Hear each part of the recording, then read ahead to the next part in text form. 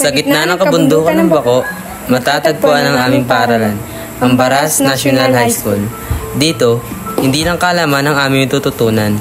Higit sa lahat, ang mga mahalagang aspeto ng hubog sa aming pagkatao at kinabukasan.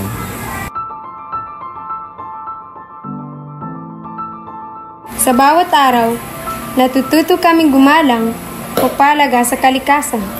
Ang bundok na bumabalot sa amin ay paalala na dapat naming pangalagaan ang biyaya ng Diyos para sa susunod na henerasyon.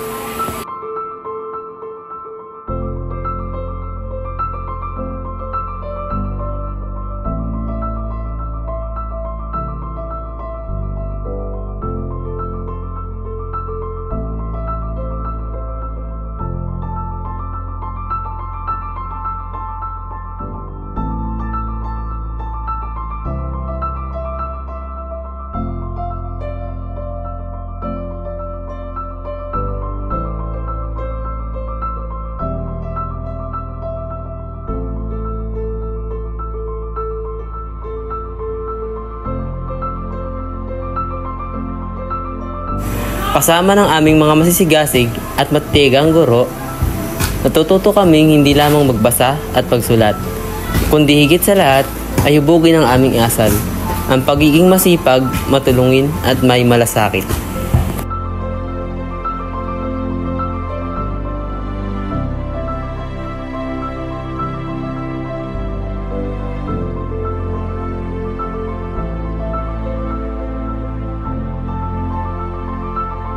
Sa bawat hamon, naitataguyod namin ang pagkakaisa at pagmamalasakit. Sa tulong ng aming mga guro at komunidad, natututo kami maging mabuting tao.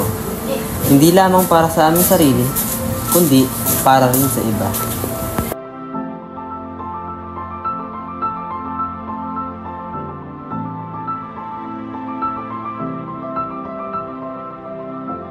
Ang aming advokasya ay ang pagpalago ng kagandahang asal, pagpapahalaga sa respeto, disiplina at pananampalataya. Dahil alam namin ang kalaman ay magiging mas makabuluhan kung ito'y nakaugat sa mabuting asal.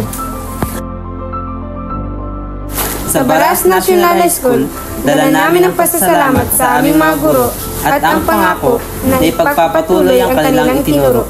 Dahil kami ang kabataan, kami ang pag-asa, kami ang bukas.